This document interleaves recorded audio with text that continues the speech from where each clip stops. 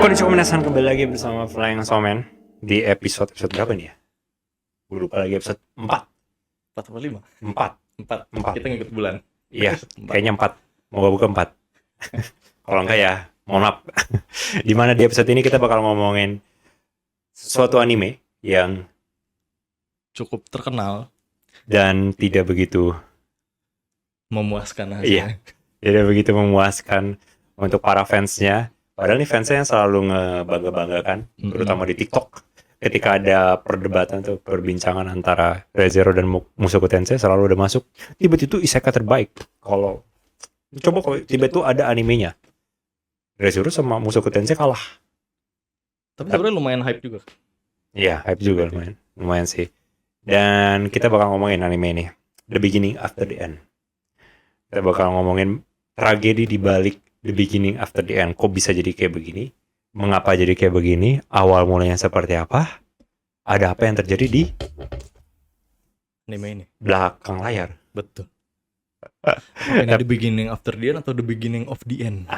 Itu dia. Atau The End After the Beginning lah. Nah, ini sebenarnya yang kita bakal ngomongin sebenarnya bukan fakta, cuman kayak spekulasi aja dari apa yang kita ketemukan di forum, di Reddit, di Animalist gitu. Nah, gue pengen tahu dulu, nonton Tibet nggak? Baru 1 episode. Tapi udah nonton? Nonton. Oh wow, kuat sih. Karena gue penasaran. Oh, penasaran. Tadi itu gue cuma kayak lihat klip di YouTube kan. Sama waktu itu kan lu pernah ngomongin ya pas live streaming tuh. Iya. Ada yang nanya viewer, "No, udah lihat preview Tibet belum?" gitu. Iya. Terus lu bilang lu kecewa katanya. Ya sebenarnya nggak kecewa sih. Karena gue kayak waktu itu kayak lewat doang kan Tibet. Terus gue cari di Google, oh ini udah. Terus kayak waktu gue lagi scrolling reels Facebook, kayak gue tahu nih ya kan Tibet, ya udah gue coba tonton. Sebenarnya gimana ya? Sebenarnya gue nggak. Kalau dibilang nggak kuat sih nggak kuat ya, cuman ditontonnya ya. Karena nanggung kan. Episode 1 yang pas dia masih kecil itu kan ya. Iya, pas masih kecil yang bayi itu Yang bayi itu melayang ya. muter. Itu juga animasinya kayak aduh. Terus zoominnya kayak zoomin ini apa, sinetron India. Iya. Mungkin karena gue emang sudah sering nonton anime yang animasinya kurang ya. Iya. Jadi Gue juga sering nonton animasi yang kurang sih, cuman emang ini apa ya? Kayak Blue Lock season 2 sih. Even worse. Oh, bahkan lebih parah. Oke. Soalnya gue belum lanjut nonton, tapi waktu itu kan sering karena rame animasi yang kurang bagusnya itu. Di Facebook gue tuh sering nongol orang ngomongin ini. Sampai ada kalau episode berapa gitu ada scene fight-nya itu beneran kayak kacau banget. Bener-bener kayak episode 2 ya. Ya episode 2 ya. Itu kayak ini orang cuma kayak di drag gitu dong, kayak set habis itu mukul. Gitu-gitu doang. Kan kayak apa separah ini gitu. Project animasi gue pas kuliah tadi. Iya, makanya cuma kayak gambar digerakin gitu loh. Sebenarnya gue pas nonton TV-nya nggak kecewa sih, cuman lebih kayak sedih sih. Karena gue tau bakal kayak gimana nih anime. Kayak orang-orang bilang nih anime hype banget, anime bagus banget. Tapi gue tahu nih anime bakal jadi dapat kualitas yang generik seperti isekai lainnya gitu. Padahal mungkin menurut lo pas PV-nya kayak biasa aja gitu ya. Animasinya bakal kayak ya udahlah, animasi biasa. Ternyata iya anjir. Gue juga ada harapan nih, mungkin gara-gara PV doang kali. Nanti mungkin aslinya bakal bagus gitu. Bagus kan biasa ya, gitu. Ada harapan lah seenggaknya lah, walaupun ini iCat ya. Tapi ya gue kira ini bakal jadi the turning point untuk iCat. Jadi studio yang gila gitu, yang luar biasa ternyata. Bukannya makin bagus malah jadi downgrade dari PV-nya. Iya, downgrade. Iya bener juga downgrade anjir. Sejauh ini apa aja yang lo tahu tentang masalah-masalah Tibet ini? Pernah baca-baca yang di Reddit juga yang katanya autornya sedih juga ya soal adaptasi anime Tibet ini. Iya, autornya sedih, autornya udah ngeluarin sepatah dua kata. Ya, ada di Reddit. Iya, ada di subredditnya Tibet Novel. Autornya langsung, tertulisnya langsung, tapi gue nggak tahu ini autornya nulis apa. Asistennya atau gimana? Yes, iya. Soalnya dari kata-katanya, gue udah coba baca sampai habis, terlihat seperti strategi PR untuk menenangkan fansnya yang lagi marah-marah, ya kan? Soalnya di sini ada ditulis, gue langsung translatein, ada kemarin gue langsung translate. Dia itu ada pesan buat fansnya kalau saya tidak meminta kalian untuk menyukai sesuatu yang memang bukan selera kalian, tapi mohon untuk tetap bersikap hormat dan menjadi contoh yang baik di lautan luas yang bernama internet. Tuh, jadi kalau lu baca, teman-teman bisa baca juga, linknya ada di deskripsi, di subreddit novel, ya Tibet novel. Ya sayangnya harus buka pakai VPN ya. Iya, Reddit. Di situ dia bilang kata-kata dia tuh memang terlihat seperti ingin menenangkan fansnya dan kayak ada sebuah rasa kekecewaan dari kata-katanya. Tetapi dia nggak bisa begitu mengkritik Crunchyroll dan studionya karena mungkin sudah terikat dalam kontrak hukum, di mana dia nggak bisa mengkritik mereka nggak bisa semua. jelek-jelekin juga. Yes. Gimana? Jadi di sini kita tugasnya untuk menjelek-jelekan. Karena autornya tidak bisa kita yang menjelek-jelek. Nggak boleh, karena di situ autornya udah lanjut bilang ke fansnya. Dia tuh juga bilang kalau banyak kreator menganggap basis penggemarnya sebagai pedang bermata dua. Tapi sebagai seseorang yang beruntung bisa menggenggam pedang ini, saya tahu bahwa semuanya berawal dari mengakui dan menghormati kedua sisi mata pedang itu. Itu dia malah ngajak fansnya, tolong jangan dijelek-jelekan studio ini. Bersyukur udah diadaptasi. Iya, bersyukur udah diadaptasi, betul. Tapi ya nggak gitu juga sih.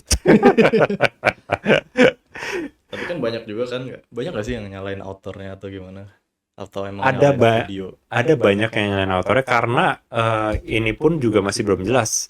Kayak kata-katanya dia pun masih belum jelas dan masih ada beberapa lagi yang nggak tahu bener apa enggak kata-kata autornya gitu keluar di Reddit. Ada yang bilang autor juga sempat bilang ini gini.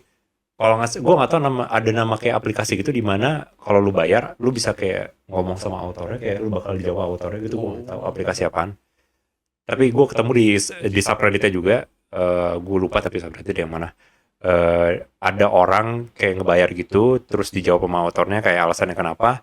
Terus autornya bilang kalau dia itu sebenarnya juga nggak tahu kalau udah jadi sama studio ACAT sama Crunchyroll gitu.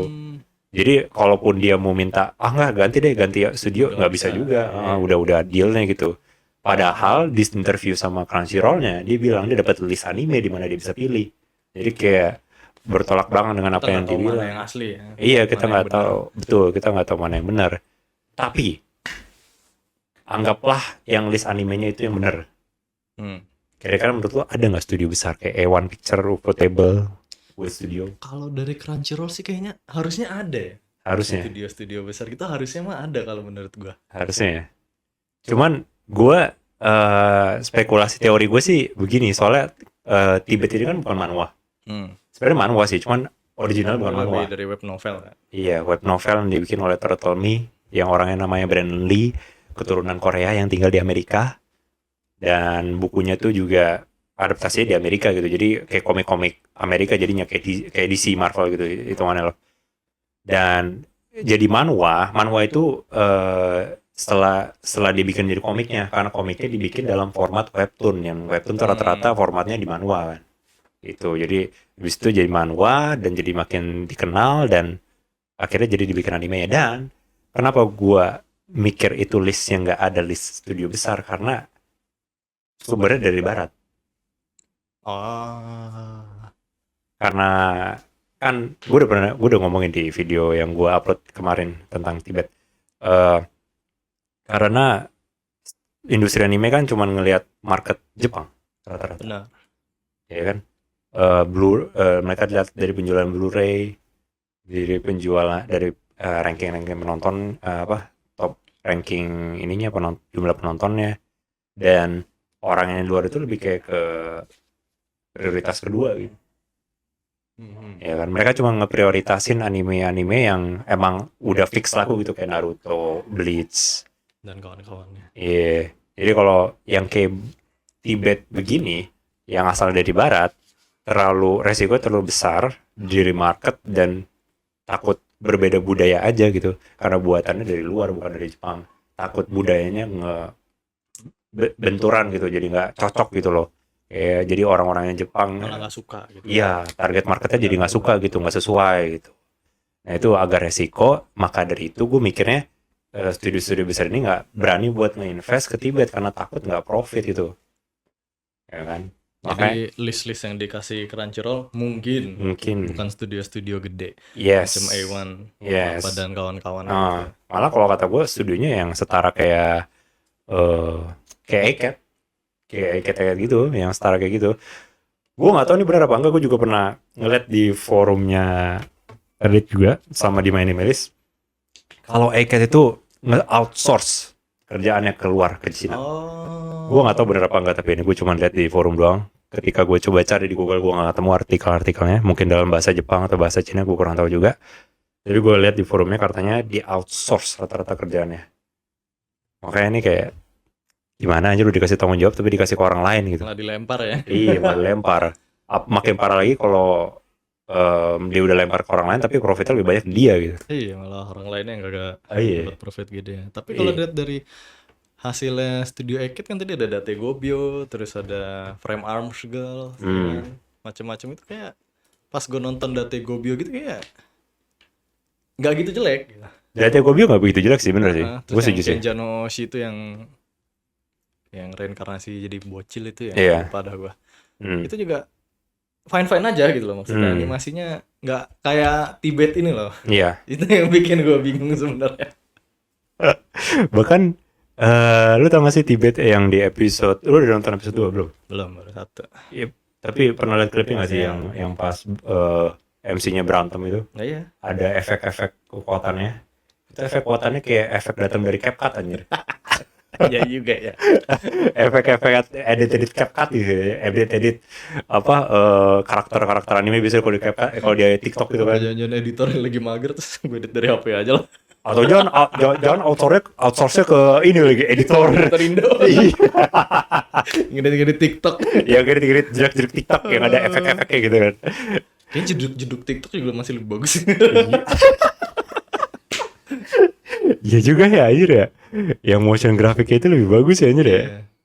Kayak gue bingung kalau dilihat dari anime-anime yang udah dikerjain sama ACAT kayak maksudnya fine-fine aja gitu loh. Meskipun emang kurang bagus. Tapi ya masih fine, masih enak lah ditonton. Iya. Dan lu tahu juga nggak kalau autornya ini itu belum ngeriset sama sekali sebelum dia ngeliat listnya. Jadi belum tahu nih studionya. Nggak tahu, sama sekali nggak tahu dia. Jadi dia cap-cip dong. Nggak cap-cip juga, dia tuh milih dari interviewnya dia tuh milih out Studio ACAT karena salah satu direktur dari Studio ACAT-nya udah baca novelnya dan udah ngerti sama novelnya. Jadi dia udah kayak udah ngobrol juga sama direkturnya dan dia kayak udah yakin banget wah nih di tangan yang benar gitu. Ternyata studionya yang nggak bener. Soalnya gimana ya? Karena direktur udah baca gitu. Iya. Jadi dia pilih. Dari interview di Crunchyroll sih kayak gitu ya. Iya kayak gitu ya. Dan sebenarnya gimana ya? Kalau mau ngekritik Studio ACAT juga agak sulit sih, karena kalau misalnya lu belum tahu, Studio ACAT ini sebenarnya nggak sepenuhnya fokus ke bikin anime. Dia lebih ke komersial, fokus ke 3D. Lu lihat sendiri game data, PV, komersial, sound, and various video design, production dan produksi in general gitu. Data creation untuk gaming, modeling, texturing, rigging, animasi, dan rata-rata untuk 3D gitu. Untuk video atau cell animation, komposisi, shooting, live action juga bahkan ada. Tapi kayaknya emang anime ini bukan kayak yang bukan mereka prioritasin atau emang bukan nilai jual mereka titik kuat mereka lah. Titik kuat mereka ya gitu. Nah, sayang aja Crunchyroll-nya ini itu kayak kesannya jadi kayak Crunchyroll itu kayak memaksa Tibet buat jadi anime gitu loh. Iya. Walaupun studionya nggak begitu bagus gitu. Padahal bisa ditunggu dulu, kayak ditunggu dan dibujuk dulu gitu industri anime lainnya yang besar gitu untuk ayo gitu coba garap Tibet ya nih. Ini potensinya kayak gini tapi malah kayak lebih ke udah yang murah-murah aja gitu, budgetnya nggak ada banyak. Apa itu? Iya, murah-murah aja yang penting jadi animenya kan gitu. Gue takutnya mindsetnya tuh kayak fandom ada terkenal, anime jadi profit gitu. Iya, takutnya kayak gitu ya. Iya, nggak begitu mikirin beneran hasilnya gitu kayak gimana kualitasnya gitu. Itu yang disayangkan dari Tibet ini gitu. Nah, yang gue khawatirin nanti ke depannya. Gimana? Crunchyroll ini kan istilahnya kalau kita lihat jadi penengahnya antara media dari barat sama industri anime Jepang ya kan. Kan ini bukan pertama kali sih, tapi ini kayak kasus jarang banget terjadi kasus yang kayak begini di mana original source-nya dari barat, dari Amerika, terus diadaptasi sama industri anime. Jadi Crunchyroll ini sebagai penengah, sebagai yang ngebantu untuk ngebantu author-author orang luar ini harusnya lebih suportif dan ya apa ya, lebih membujuk industri anime, lebih ngepromosin kan industri anime gitu loh, kalau ada peluangnya loh gitu. Kalau misalnya lu memperluas market lu keluar sana, nggak cuman kayak Naruto, Bleach, One Piece yang mainstream, ada peluangnya buat bisa dapetin profit lebih banyak lagi kalau lu ambil resiko ngeadaptasi anime seperti ini yang lebih bagus kualitasnya daripada yang apa yang lu bikin gitu. Kan padahal kalau misalkan bagus juga, orang tertarik nggak sih? Yang Iya. sebelumnya nggak tahu. Iya, tapi anehnya dari Tibet, di Jepang paling disukai. Bukan disukai tapi terkenal, dibanyakin nonton.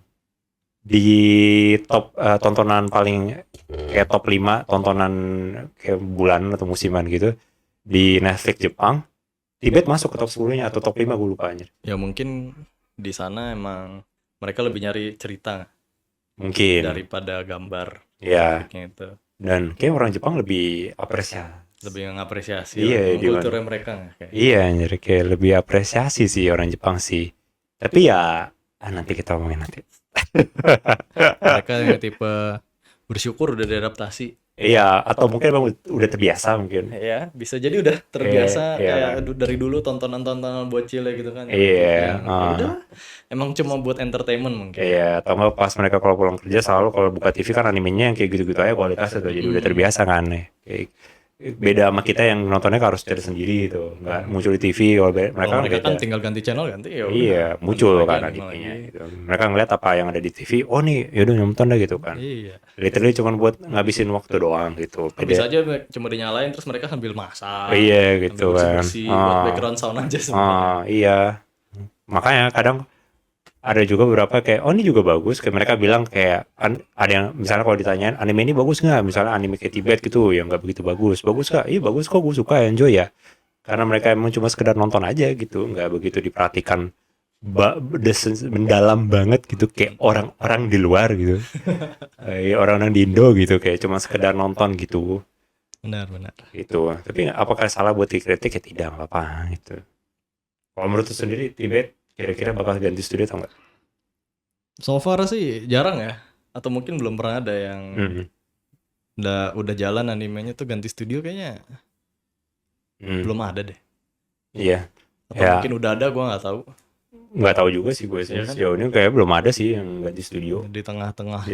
Ganti studio mungkin enggak sih. Soalnya kalau misalnya ganti studio di tengah-tengah, ya jadinya kayak pilih kasih anjir. Iya makanya. Iya. Nanti studio yang diganti kayak gimana ya? Iya, bukannya pilih kasih doang, tapi malah reputasi Crunchyroll sama autornya malah jadi makin menurun gitu. Kayak macam apa ini anjir? Tibet dikasih kesempatan buat ganti studio, tapi studio lain iya nggak dikasih. Iya. Contoh saja Whispering You Love Song. Apa tuh, gue tahu. Itu anime, manganya tuh gambarnya bagus banget. Nah itu anime shoujo ai, jadi lu pasti nggak tahu. Whispering apa? Whispering You a Love Song. Tuh Sasayaku. Oh, ya gue tahu. Ya, gue tahu. Ini yang kualitasnya ya. Apa? Transisi ini, PowerPoint, literally. Ini kan juga waktu itu kalau nggak salah episode berapa gitu pada ada perbincangan katanya bakal ganti studio, tapi enggak sih setahu gue. Paling kalau mau ganti studio ya kelar studio season 1 dulu, baru season 2 baru ganti. Contohnya kayak Dead Life. Terus setahu gue semua seasonnya tuh beda studio. Tapi makin lama ya makin bagus sebenarnya. Ada lagi contoh yang lain yang bagus. Betul. No Game No Life. Wah, ya kan? Keduanya bagus banget tuh. Iya. Nggak ada studionya. Gila kan? Kapan lagi anjir? Dari ada studio jadi nggak ada studio. Ya, jadi buat Tibet dan Studio Eket semoga aja semakin berjalannya episode, Ah, kualitasnya bisa ditingkatin lah ya mungkin. Semoga aja. Ya Semoga mungkin emang aja. animasi buat anime tuh bukan titik terkuat mereka kan seperti Iya. tadi tuh. Emang Tapi- Cat itu buat apa tadi? 3D modeling, live action gitu Ya, kan. ya komersial, iklan, Komersial, ya TV, Jadi sebelum dijudge, dilihat dulu betul, studionya itu kuatnya di mana. betul. Kalau emang bukan titik terkuat mereka tapi mereka tetap lanjutin ya mungkin untuk saat ini bisanya segitu. Hmm, Tapi ya mungkin kedepannya bisa improve. hmm, Apalagi dari masukan-masukan orang kan yang bilang Tibet gini-gini ini mungkin mereka lihat wah kita harus improve nih guys. Gitu. Iya bisa jadi atau mungkin gue cuma spekulasi doang dari Crunchyroll-nya kayak memaksa jadinya. Udah ambil aja gitu. Iya. Ambil aja udah Gitu Studio juga. Cat gitu. Studio Cat juga yaudah sini ambil lah gitu. Tapi kerjanya pas-malesan gitu kan. Nah, Makanya iya, sampai di bisa juga outsource itu. kan tadi kan gue bilang kan. Sampai di outsource keluar karena mereka juga sebenarnya nggak niat di awalnya, cuman karena di push terus sama Crunchyroll jadi kayak begitu jadinya mungkin gitu. Mungkin itu juga masih abu-abu lah ya. Iya masih abu-abu. Outsource apa enggak. Iya kita juga nggak tahu kan kayak mereka sebenarnya terjadi apa yang terjadi gitu di belakang gitu kan. Kita nggak ada yang tahu. Internet soalnya beda-beda. Iya Tadi ada betul. yang bilang di interviewnya karena direktur udah baca, Iya. makanya dia pilih studio itu kan nggak ada yang tahu kita. Namanya juga internet banyak false information. Jadi jangan terlalu ditelan. Tapi apa yang lo harapkan studionya kira-kira selain iCat untuk mengadaptasi Tibet? Apa maksudnya apa? Studio. Lu pengen studio Oh. apa studio apa yang adaptasi A1. Ewan? Either A1 atau ya Silverlink Jangan aja. Jangan Silver Ring. anjir. atau Muten yang punya Muten, yes, Funimation. Studio Bind. Studio Bind. Iya. Funimation mah lisensinya. Ah, Oh iya, Studio Bind. ini cocok deh kalau pakai Studio Bind. Mumpung Studio Band juga bikin cerita yang mirip kan Mushoku Tensei gitu. Jadi mereka udah tahu gitu loh areanya seperti apa gitu, tahu apa yang harus dilakukan gitu. Jadi kalau kata gue Studio Band lebih bagus sih cocok kandidatnya, iya kandidatnya lebih cocok. Apalagi mereka nggak banyak bikin anime tuh. Iya, Konsisten ya. nggak banyak bikin anime dan konsisten juga animasinya kualitasnya lumayan bagus. Bagus kok.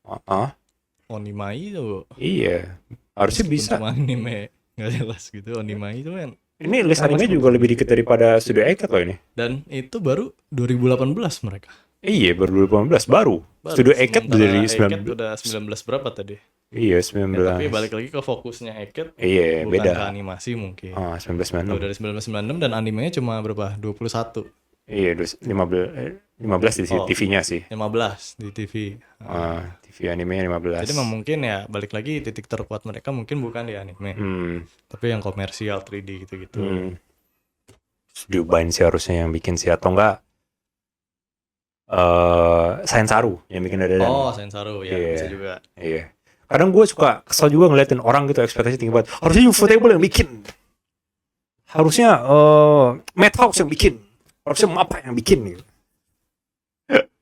Jauh banget gitu loh, apalagi buat sumbernya yang dari luar gitu, dari Iya. Tibet gitu.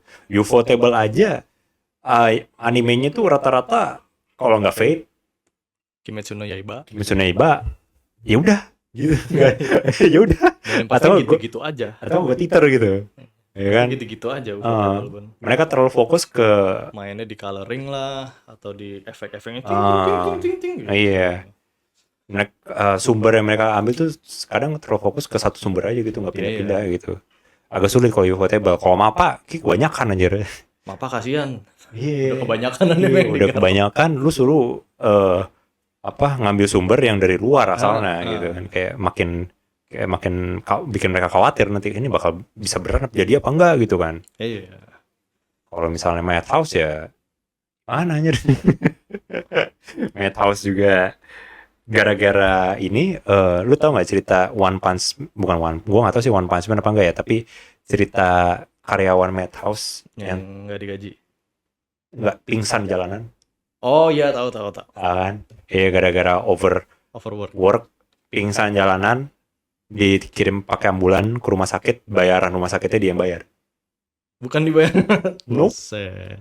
Terus yang gilanya lagi, besoknya kerja lagi normal. Nothing happen. Nothing happen. Absolute cinema kata Iya makanya. karyawannya. Yang makin parahnya lagi, dia itu overtime. Jadi pemerintahnya Jepang tuh udah ngasih limit overtime gitu untuk setiap perusahaan. Kira-kira sebulan berapa jam limit overtime-nya. Harus ngelewatin. Jauh ngelewatin. Dibiarin aja. Biarin aja. Tergeletak dibiarin aja. Yang nelpon ambulan bukan dari perusahaan. Orang asing gue yakin yang nelpon. Nyampe ambulan, oh iya, gue harus kerja gitu.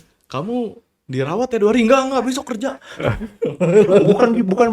bukan disuruh. Dianya sendiri yang mau inisiatif. Oh iya, gue harus kerja ya. Oh iya, oke sip, kerja deh gue. Gitu. Nanti pulangnya saya ke sini lagi dah. Nggak apa-apa. Diinfus lagi gitu. Ya, ini antara dia tuh dari Metals ini black company atau emang budayanya kayak begitu. Iya. Soalnya kan emang budaya Jepang orangnya orang workaholic semua nggak sih? Iya, Mostly. iya. Kayak aduh, nggak berat juga ngeliatnya gitu kalau orang-orang Jepang kerja gitu. Sampai ada yang tidur di kereta lah, ya kan? Banyak yang kayak gitu. Gue juga ngeliat dokumentasi. Lu tau Mayonaka Punch? Tahu? Tahu. Nah, itu di YouTube ada dokumentasi nama YouTuber orang luar, tapi dia tinggal di Jepang sih. Direktor anime Japan Daily Life. Nih. Oh, nih si Paulo. Iya, Paulo tahu. Tahu nonton. Tahu kan, iya. Jadi ini direkturnya Mayonaka Punch. Dia ngasih lihat day in the life-nya direkturnya. Lu tau nggak dia pulangnya berapa? Berapa? 2. Dari jam 8.30 tadi. Yes. Tiap hari. Gak tahu tiap hari apa enggak. Gak tahu sih gue tiap hari apa enggak ya. Tapi ya kan ini daily life, day in the life ya. Ya bisa jadi tiap hari. Dan yang paling ya menurut gue sih agak berat banget ngeliatnya ya. Dia bukan cuman kerja di kantor, tapi dia juga kerja di rumahnya. Istrinya bahkan juga kalau nggak salah mangaka ya dia atau animator gitu, itu istrinya tuh. Iya, kerja bareng. Istrinya juga kerja di rumah gitu. Udah kerja di kantor, pulang kerja lagi. Iya gitu. Workaholic-nya tuh udah bukan level mana ya? Udah emang kayak udah bagian dari hidup gak sih? Gitu kayak udah kayak nafas gitu. Iya, ini nafasnya mereka gitu. Dan gue ngelihat prosesnya dia di kesehariannya dia sebagai direktur dia ya, meeting terus pak, meeting terus. Masalahnya tuh dia meetingnya tuh nggak cuma sama tim yang sama ya, kan banyak timnya di anime kan ya, ada VFX, ada compositing, animator. Dia harus ketemu satu-satu dan revisi satu-satu, dan harus sambungin juga. Kalau misalnya ini ada revisi, berarti yang sana juga revisi gitu kan. Oh iya kan? Nyambung lah ya. Nyambung gitu. Bukan itu doang, dia juga harus datang ke recording. Oh iya. Harus ngemantau kan recording kan. Ya. Dan recording tuh kadang lama gitu, bisa berjam-jam gitu ya kan. Kadang retake juga. Iya, 3-4 jam lebih dah pokoknya. Balik-balik, datang lagi meeting lagi. Itu semua masih kayak gitu. Belum lagi ngebikin storyboard. Mampus juga kata gue. Makanya pulang jam 2 dia anjir. Yang kocaknya banget itu manajernya datang, asisten. Bukan manajer sih, produser bukan sih. Lu nonton Shirobako kan?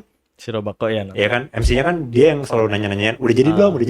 Ya itu. Dia gitu juga. Bukan dianya, ada orangnya gitu, ya manajer, ya istilahnya manajer lah, datang lah kayak jam 2 pagi, udah jadi belum rewardnya? Kayak anjing gue jadi dia jam 2 malam ini anjing. Kasih gue waktu buat bikin coy. Orang lagi woi iya. Teman-teman bisa nonton ini di YouTube ya, Paolo from Tokyo, Day in the Life of a Japanese Anime Director. Dan lu bisa sendiri lihat animenya. Animenya juga kualitasnya nggak parah-parah banget. Itu dia baru nyampe loh. Iya. Baru nyampe kantor. Gue kira jalan karena deket. Tadi jalan jam 10 baru nyampe. Naik kereta. Habis itu recording dulu. Recording dulu. Iya anjir, recording dulu ternyata. Skripnya dikeluarin, recording dulu kan. Kacau cuy. Ini kerjanya sama yang lain juga harus koordinasi sama yang lain gitu. Dari sini gue tahu sini kerjaan direktur tuh bukan apa ya? Bukan cuma duduk manis ya. Iya sih. bukan cuma duduk manis bikin storyboard gitu, enggak sih. Enggak sih. Itu si Robako kurang ngasih lihat peran direktur yang asli sih. Soalnya kan lebih fokus ke MC-nya ya. Iya. Sebagai manajer ya. Karena aslinya menurut saya sendiri nih. Kalian bisa nonton sendiri by the way ya. Paolo from Tokyo, Day in the Life of Japanese Anime Director. Padahal Mayonaka emang bagus banget loh. Bagus. Ada- Udah kelar nontonnya. Ada adegan dimana dia lagi nge-revisi hasil jadinya. Animasinya kalau nggak salah. Udah sekalian sama coloringnya. Ada detail kecil di mana dia kayak nge-mention, ini kayaknya kurang, ekspresinya kurang, atau enggak pergerakannya kurang cocok sama karakternya gitu, boleh direvisi nggak gitu. Terus ada juga bagian yang dimana dia pengen revisi tapi nggak ada waktu, jadinya kayak, ya udah deh kita minimalisir aja, makanya ada beberapa adegan yang gerakannya kayak kurang gitu, kayak karena waktunya nggak cukup gitu. Nah ini sekalian buat memperjelas buat teman-teman yang mikir kalau budget itu segalanya di anime. Sebenarnya enggak. Apalagi gue yang dari kuliah di kafe, gue bisa bilang enggak. Waktu itu yang paling utama kalau ngebikin anime. Duit itu kayak beneran, budget itu sebenarnya kayak terakhir sih. Waktu itu semakin mepet waktunya bakal semakin jelek anime. Tapi kalau semakin banyak waktu yang dikasih buat ngebikin animenya ya bakal makin bagus. Outsource juga ngaruh sebenarnya karena outsource itu ngemake staff dari luar studio yang kemudian menurut gua, asumsi gua, jadi kayak bentrok style gitu jadinya gitu. Iya. Kan kalau misalnya nih A1 Picture ngebikin anime terus outsource beberapa animator dari MAPPA gitu yang udah punya stylenya sendiri atau gaya bikinnya sendiri atau produksinya sendiri gitu. Kemungkinan ada bentrokan nanti gitu, dimana itu antara bakal ngebikin kualitasnya jadi agak kurang bagus atau enggak waktu untuk membuat animenya jadi makin berkurang gitu karena banyak revisinya gitu. Makanya kenapa video ini bagus terus, jarang outsource, nggak pernah outsource dia. Itu konsisten gitu. Jadi nggak pernah outsource gitu. Itulah sisi gelapnya dunia anime. Benar. Sangat gelap. Bukan gelap sih, berat ya. Dunia beratnya studio anime ya. Dan ya kalau misalnya kita lihat sebagai studio A-Cat yang buat ya mungkin nggak bakal semeriah itu ya. Gue yakin ya karena studio A-Cat kemungkinan nggak terlalu fokus di anime. Iya. Ya, cuma bisa berharap. Siapa tahu improve. Bisa aja dapat season 2 sih. Bisa aja sih. Bisa aja season Dan 2, ganti studio. Bisa aja. Bisa. Karena ada anime yang namanya Bye Bye Earth yang kualitas dan eksekusi jelek banget, gue drop gue ke 5 dan dapat season 2 bahkan literally abis animenya kelar langsung dapat season 2, sedangkan anime yang kayak No Game No Life sampai sekarang nggak ada season 2 malah tidak ada kabar gitu. Jadi ada kemungkinan kalau memang Tibet ini bisa laku dan rame, banyak minatnya di Jepang, kemungkinan bakal dilirik sama studio-studio anime. Dan kemungkinan bisa dapat season 2 dengan studio yang berbeda. Ya, kalau dapat season 2 semoga dapat studio yang lebih bagus. Kalau studio A-Cat lagi? Waduh. Kecuali mereka improve ya mungkin di beberapa episode ke depan sampai kelar ya. Aduh, gue kurang tahu deh kalau itu. Tapi ya kurang yakin juga. Iya, dilihat dari portofolio juga kurang yakin. Dan gue bisa ngomong kenapa budgetnya nggak banyak. Lu lihat voice actor deh, nggak ada yang. Ya, voice actornya juga kurang. Bukannya kurang, nggak ada yang voice actor besar gitu. Iya, maksudnya. Satu pun nggak ada gitu. Kayak rata-rata kayak voice actor baru semua gitu. Tapi sebenarnya kalau ngeliat dari saya itu kadang ada seiyunya mahal. Desainnya mahal jelek. Iya. Budgetnya habis di seiyu. Iya, ya biasa kayak gitu. Sama budgetnya habis di lagu sama ending. Oh iya. Iya itu juga. Anime Apa? Qualidea Code. Emang opening endingnya apa? Openingnya Lisa, endingnya Garnidelia. Tapi ya kualitasnya nggak parah-parah banget lah. Iya. Nggak parah-parah banget. Siapa sih yang bikin? Wah ini masih bisa lah, masih bisa di. Budgetnya habis di opening sama ending. Oh iya Lisa dong anjir. Dua-duanya Lisa. Ada 2 lagunya lagi anjir. Terus endingnya Clarice Garnidelia, Clarice X Garnidelia. Bodoh. Di opening ada 2 lagu Disa, di ending ada 3 lagu, 2-nya Satu satunya dari Delia, satu Claris, yang satunya digabung mereka berdua. bodoh. Duitnya dari mana? Voice actor juga lumayan kan? Sektornya lumayan, Ishikawa Yui, Hmm, Yuki Aoi, Uchiha Mayu, mahal. Uchida Yuma juga nih. Amamiya anjir. Sora. Gila nih voice actornya lumayan aja, cuman Animasi sih masih kurang sih kalau aku bilang. Dan ceritanya Ah. jangan mulai lagi dari cerita ada anjir. Ini sebenarnya bukan watching nih gue, ini watching tulisannya nih 6 episode gue nonton. Sebenarnya udah bukan watching lagi, gue drop sebenarnya anjir. sebenarnya ceritanya bagus. The Ah. idea was there. Iya, betul. Tapi eksekusinya Yes, setuju gue. jelek. Setuju banget gue. Setuju banget. Buat yang belum nonton, maaf kalau spoiler. Jadi ceritanya kan sebenarnya mereka ngelawan orang. Jadi sama-sama ngelawan orang, cuman karena di leher itu kayak ada apalah tempelan. Jadi mereka kayak dimanipulasi kalau lawan lu itu monster. Ternyata mereka yang dikendaliin. Bagus sebenarnya. Menarik ya. Konsepnya menarik anjir. Eksekusinya aja Kurang banget sih eksekusi ini, saya banget sih. ada potensi sebenarnya. Ada potensi ya. Ini saya banget sih. Tapi ya sayang aja. Kalau dia kuat udah itu ketindih batu kan, ada. Habis itu masih hidup kan, ada. Yang eksekusinya jelek lagi apa? Mayoiga. Aduh, jangan mulai lagi dah sama Yogi dah anjir itu. Itu sebuah kesalahan anjir. Padahal udah bisa bagus horor tapi ya kesalahan besar. I mean, anime-anime kayak gitu, the idea ada ide. Iya. Tapi entah kenapa mereka nggak bisa eksekusinya. Iya. Gitu. Tapi kalau Tibet ini storytellingnya bagus.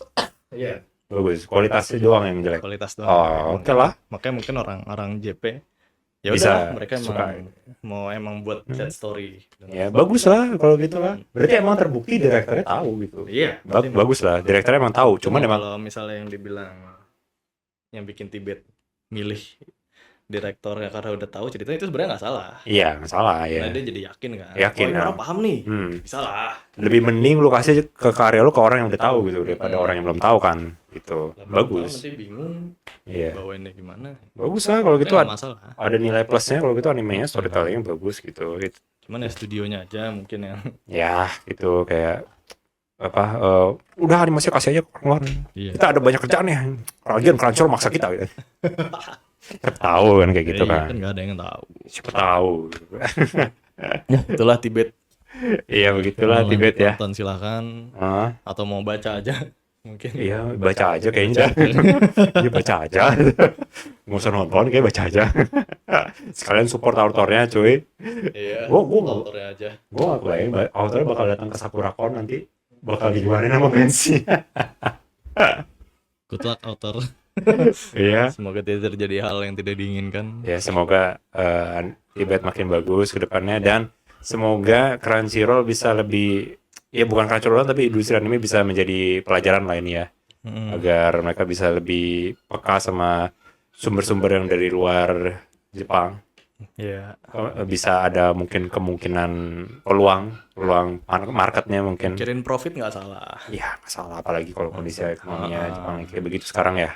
Cuman kan kalau lu bisa ngedeliver bagus, Iya. orang suka, ya naik juga, profit Iya. juga jadinya. Iya, itu dia. Itu. Yang tadi yang nggak tahu jadi tahu, wah bagus nih, mouth to mouth kan, lo nonton ini dong.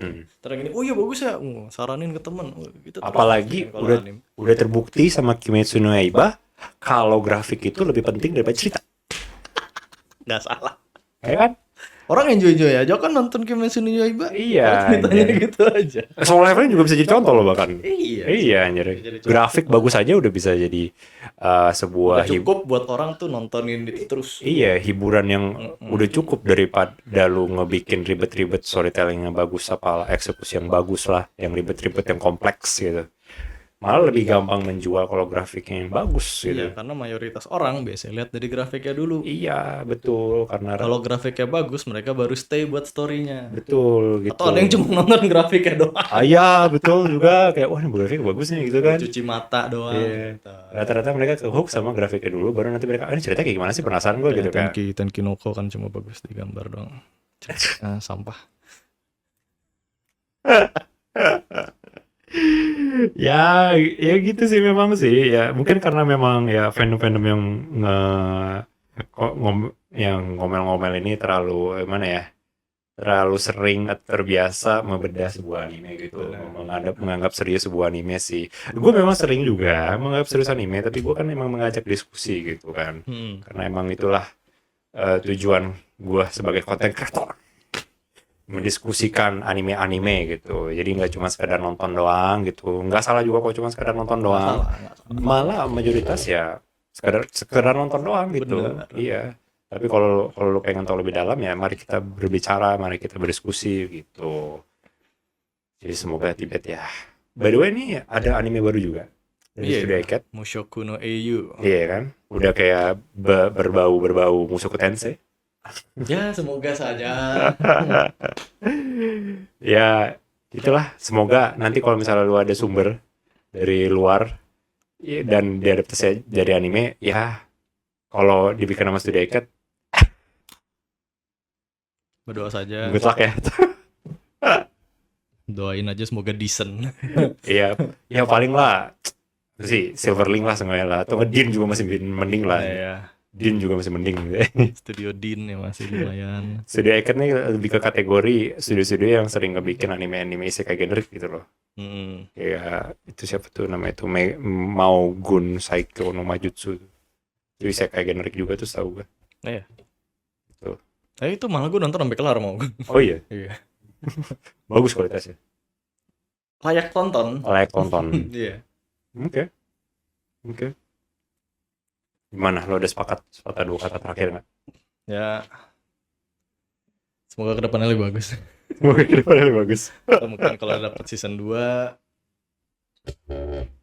tolong studio lebih bagus. Iya. Jadi biar lebih narik orang lah. Iya. Jadinya. Setuju gue. Iya. Atau mungkin Eket bisa. Ya mustahil aja. Minim ya ekspektasi gue nggak gitu tinggi. Mustahil kayak dah. Tapi ya udahlah ya. Sudah terjadi. Apalagi dari studio yang dari 1996 ya. Iya. Kayak agak sulit ya kayaknya mereka buat nge-commit di sini.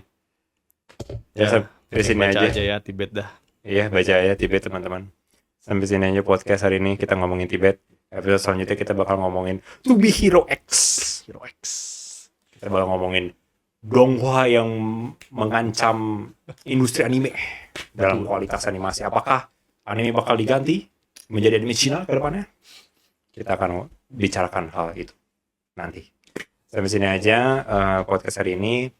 Jangan lupa like dan subscribe kalau kalian nonton sampai habis. Kalian suka videonya, jangan lupa juga join Discord Konsumen kalau kalian pengen diskusi paling panjang lebar seputar anime dan ya nih. Bye.